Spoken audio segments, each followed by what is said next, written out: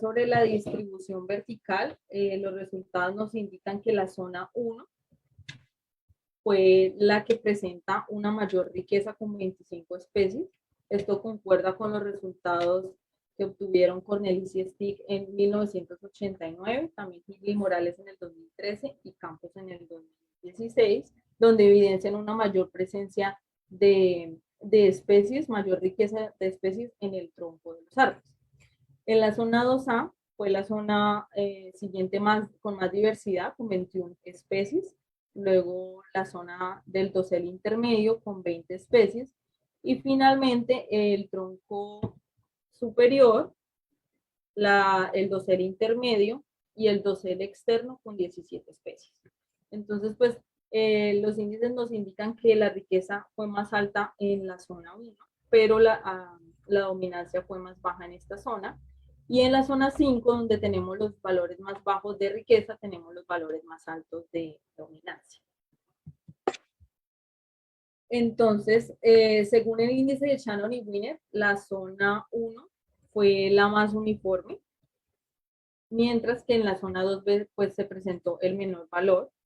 En la zona que presentó pues, una distribución más equitativa de la diversidad fue la zona 4, el dosel intermedio, y el índice de Becker-Parker nos indica que la zona 5 tiene una mayor dominancia debido a que el 19% de los registros que estaban presentes en esta zona corresponden a una sola especie, que es Legenia flava.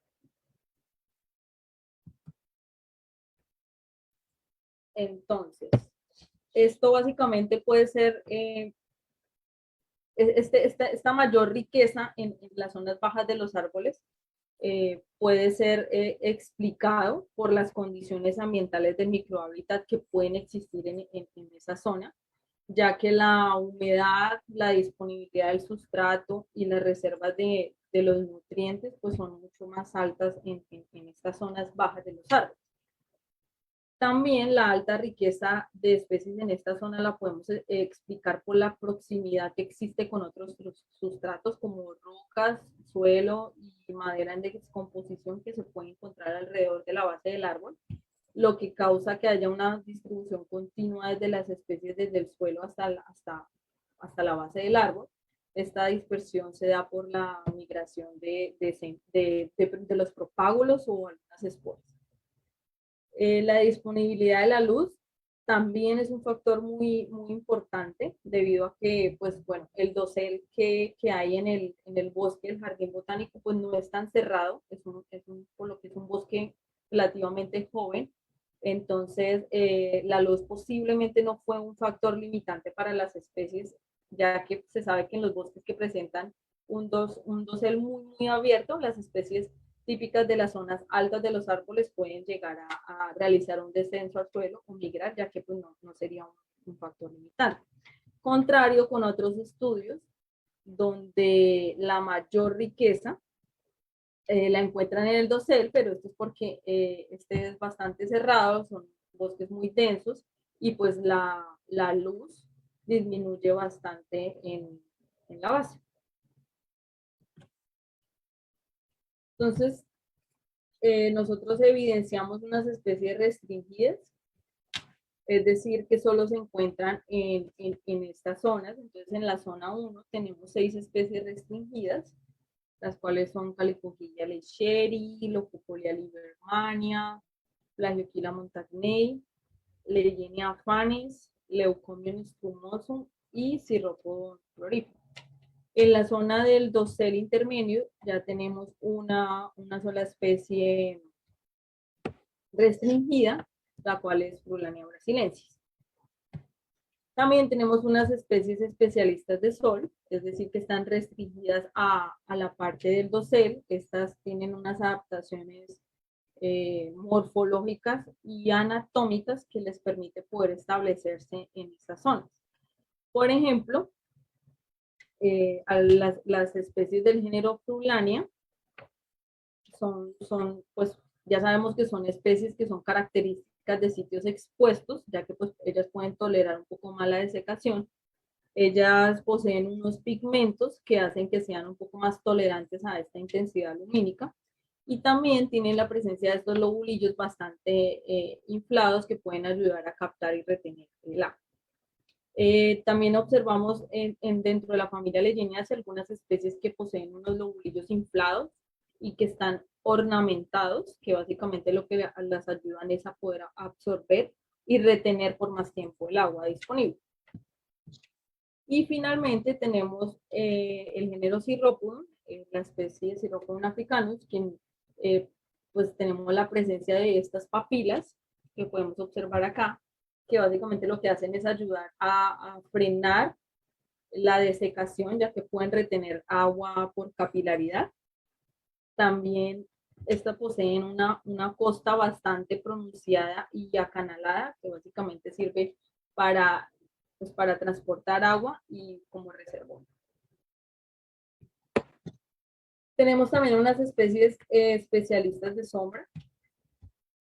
Tenemos a Plagioquila montagnei, Leucomion espumoso, Cirropodon prolifer, Calicohylia lecheri, Lophocolia liebmaniana, Leyenia fanes, Telaraña nematodes, Chimatocalix dominicensis, Cololeyenia jamesi y Leucobrio martiniano. También tenemos unas especies generalistas que básicamente estas están registradas en todas las zonas de los árboles muestreados, debido pues básicamente a su fácil adaptación a los cambios microclimáticos presentes en cada una de las zonas. Entonces la mayoría de estas son hepáticas, entonces tenemos a la especie Ceratoleyenia cubensis, Ceratoleyenia cornuta, Geoleyenia rigidula, Geoleyenia trifaria, Leyenia flava, Arpaleyenia stricta, Plagioquila radiana, Lectocypus porphyrius y Metzgeria ciliata. Para los musgos encontramos a Cematophyllum subpinatum, Cematophyllum subsimplex, Cirropodon cryptocarpus, Cirropodon ligulatus, Rhacopilopsis trinitensis, Octoblepharum pulvinatum y un Calpilopus que no pudo ser identificado hasta el nivel de especie. Entonces, en el análisis de correspondencia se realizó para...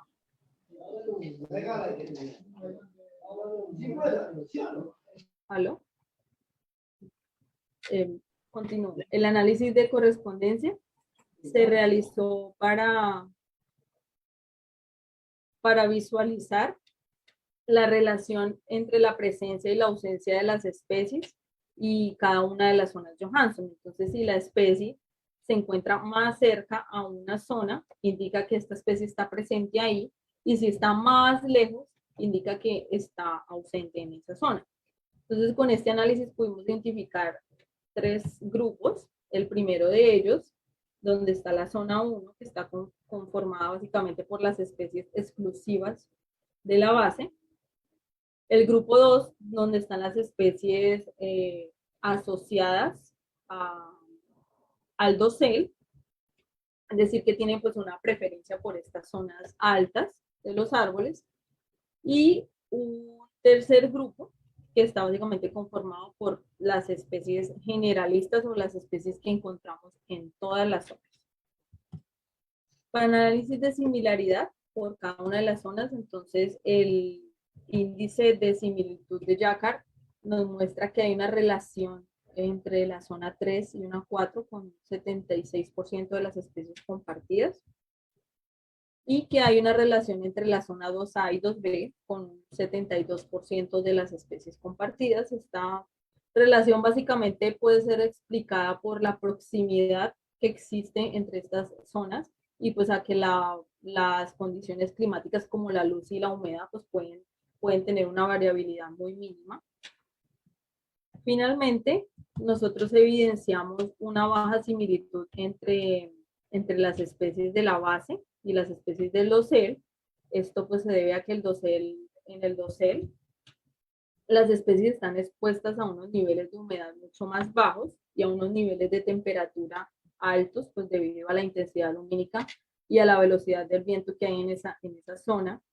En contraste con lo que encontramos en la base, donde la humedad es alta y la luz es escasa.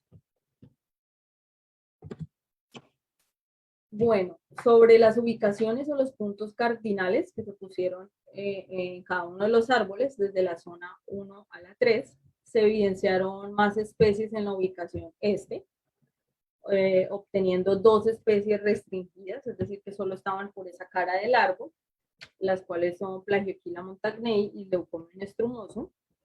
Y en la zona norte también encontramos una especie que está restringida a esa cara del árbol, la cual fue Leyenia afanis. Entonces, con respecto a estas ubicaciones, pues no, como tal, no se han realizado estudios que evidencien un patrón específico de la distribución de las especies y que esté relacionado con estas exposiciones en las diferentes caras del árbol. Sin embargo, sabemos que los biófitos son muy sensibles a las variaciones microclimáticas, incluso más que la vegetación vascular. Además, pues esta variación puede ser de un lugar a otro en el mismo nivel horizontal, o sea, estas variaciones microclimáticas pueden ser desde la base hasta el dosel, pero también pueden estar ocurriendo alrededor del árbol. Entonces, por ejemplo, nosotros encontramos este caso, resulta que en este árbol que pertenece a la familia Araliaceae, nosotros encontramos estas 2 especies exclusivas en este árbol y en la zona 1, en la base y en la ubicación este. Entonces nosotros nos preguntamos por qué habrá esta restricción de estas especies a esta zona. Entonces regresamos nuevamente a campo y observamos que alrededor de ese árbol se encontraban troncos caídos, o sea, había disponibilidad de material orgánico, había la presencia de vegetación herbácea y arbustiva, además de que estaba la proximidad de unas raíces de la palma socaratea exorriza, las cuales proporcionan un microclima adecuado para que estas 2 especies se establezcan, ya que pues se sabe por la literatura que son especies afines a la humedad y a la sombra. Entonces estas condiciones que se dieron únicamente ahí dieron paso para que estas 2 especies se establecieran ahí en esa zona. Sobre el estado de conservación de las especies, entonces 32 de las especies que nosotros encontramos se encuentran en la categoría de no evaluadas y solo 2 de las especies se encuentran en un estado vulnerable según las categorías de la UICN. Entonces estas especies fueron Cirropodon africarum, que es una especie especialista de sol, o sea, solo la encontramos en las zonas del dosel, y la especie Quimatocali dominicensis, que es una especie especialista de sombra. Bueno, tenemos unos nuevos reportes. Esto quiere decir que son especies que para el departamento y para la región, esto quiere decir que son especies que no habían sido reportadas en esta parte del territorio colombiano. Entonces, para el departamento tenemos 17 nuevos reportes, 14 hepáticas y 3 musgos. Y para la Orinoquía, para toda la región, tenemos 14 nuevos reportes, 12 hepáticas y 3 musgos. También cabe resaltar que se realizó el reporte de 2 especies, Cololeyenia jamesi y Leyenia afanis, que no habían sido reportadas en el territorio colombiano.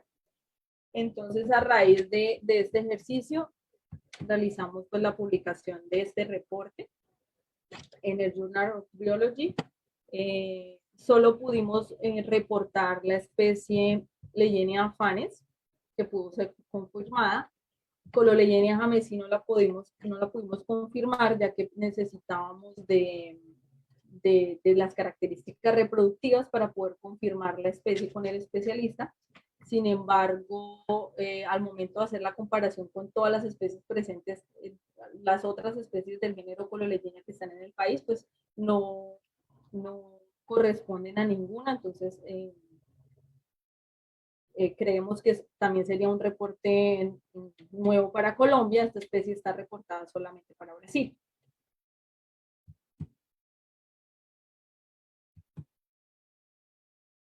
Bueno, entonces por último, pues agradecerles por su atención y básicamente con este trabajo nosotros quisimos demostrar que en el dosel de los árboles hay mucho por hacer, mucho por descubrir, que se pueden encontrar unas cosas muy interesantes que vale la pena realizar los muestreos allá. Es complicado, requiere pues de una metodología adicional, escalar, que pues no es sencillo, no todo el mundo lo hace, pero de verdad que vale la pena. Entonces, muchísimas gracias por su atención y quedo disponible para las preguntas que tengan. Sí, muchísimas gracias, licenciada Karen, por la excelente ponencia que nos ha brindado, tanto en materia taxonómica como ecológica, con respecto a lo que son las briofitas y la importancia que estas tienen, y cómo nos exhorta a aprender mucho más, ¿no? Ya que incluso menciona que hay muchas especies que han sido reportadas por primera vez, y esto solo nos incita a seguir aprendiendo de este interesante grupo, ¿no? Y eso es genial. Y bueno, ahora estaremos procediendo a la ronda de preguntas que se tienen ahí listas. Bueno, vamos a pasar a responder, bueno, a hacer las preguntas que se han dejado en el chat.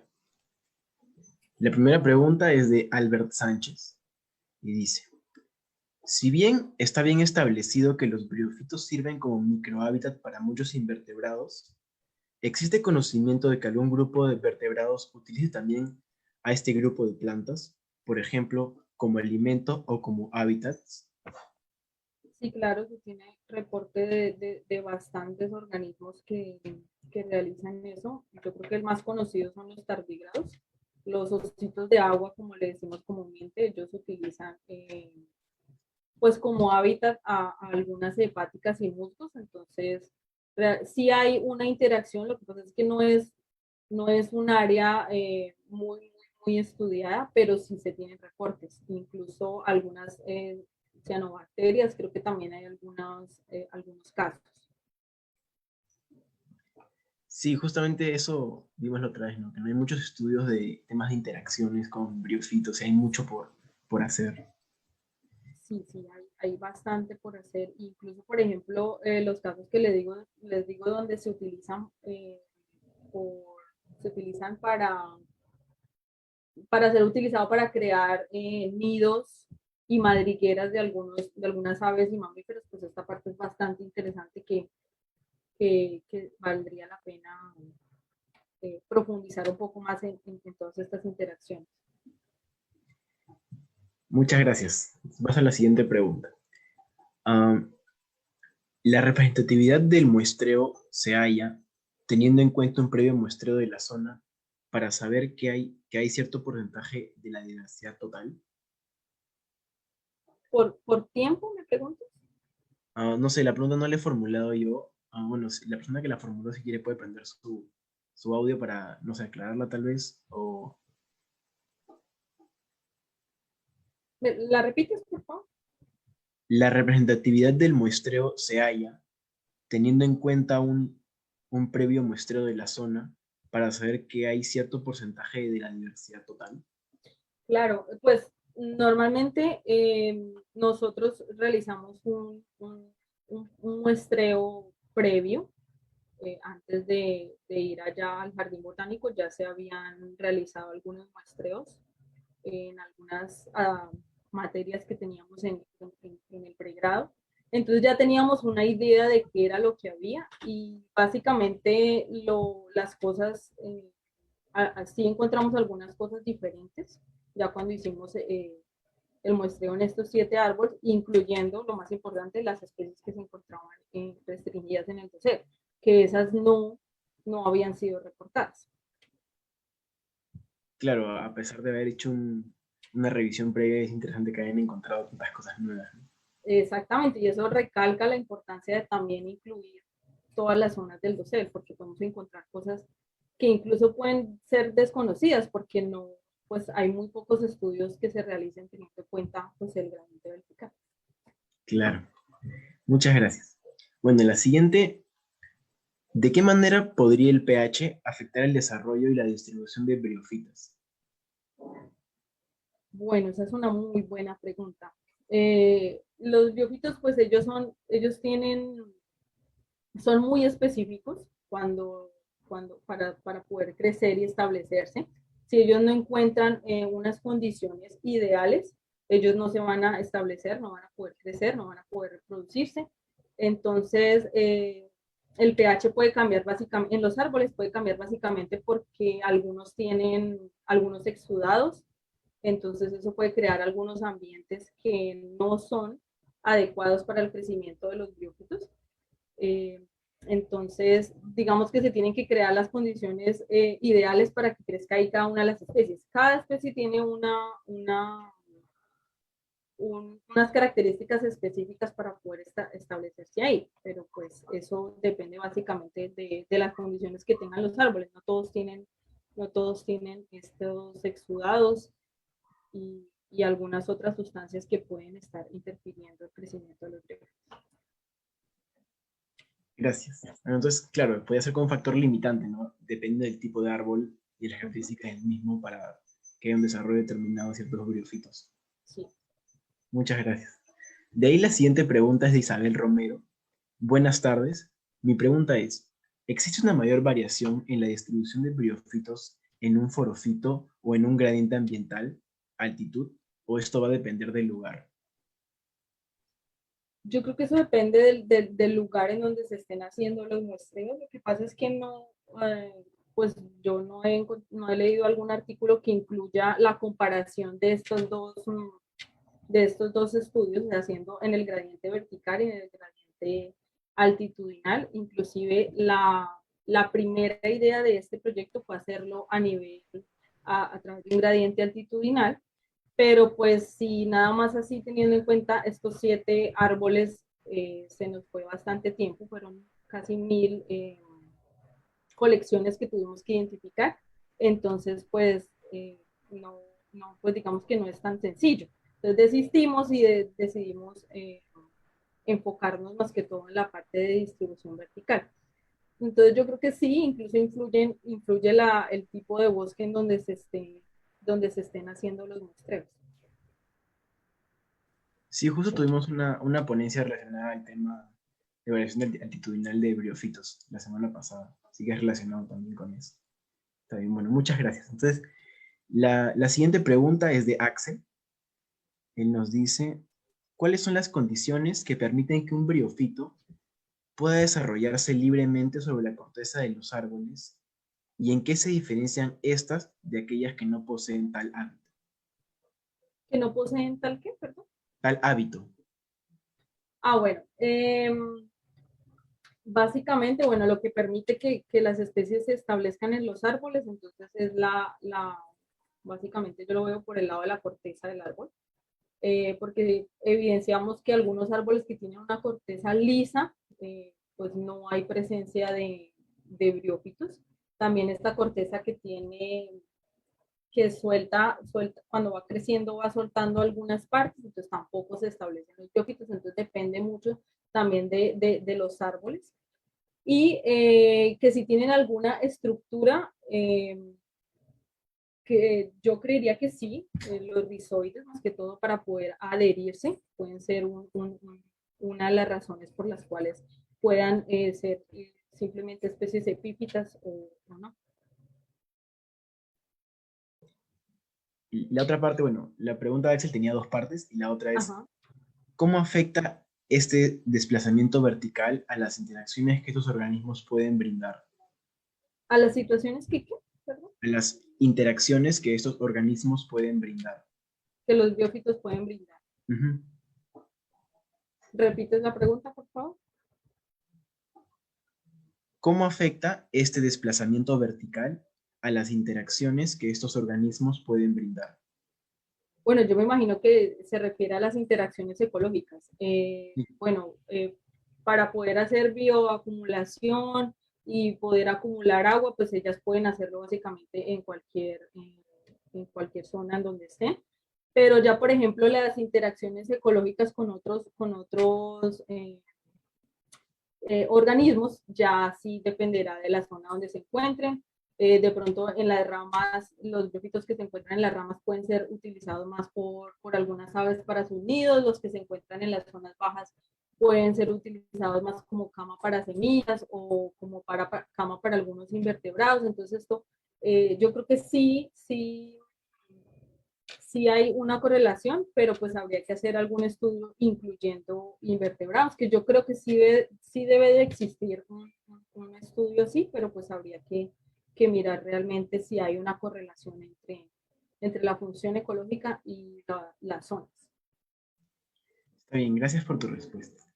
De ahí, la última pregunta es de Brian Espinosa Prieto y nos dice, cuando mencionas especies generalistas, ¿te refieres a especies que pueden estar también en otros sustratos como suelo, troncos, caídos, o solo consideraste el forfito en sus distintos estratos?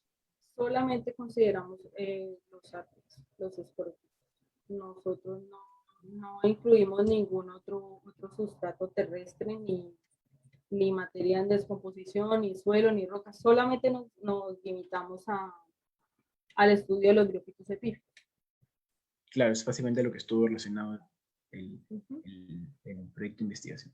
Bueno, esas son todas las preguntas que tenemos. Muchísimas gracias por las respuestas, Karen. Me encantó A ustedes por la invitación, muchas gracias.